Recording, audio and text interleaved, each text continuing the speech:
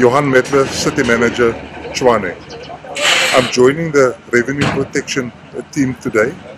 We are in the city centre of Tshwane as well as now in the Hatfield area, and we are disconnecting defaulting customers on the basis of arrears electricity.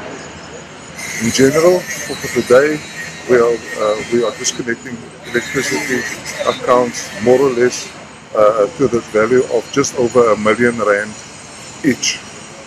It is very important for all our consumers to pay their accounts diligently. The municipality has a role to fulfill. It cannot fulfill its role without the cooperation of its residents and its consumers. We do not do this lightly.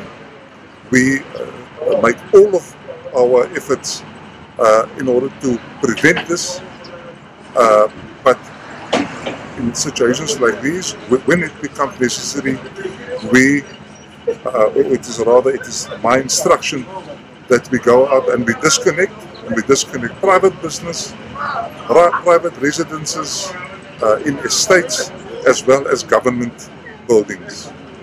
It is important that everybody do their part. Thank you.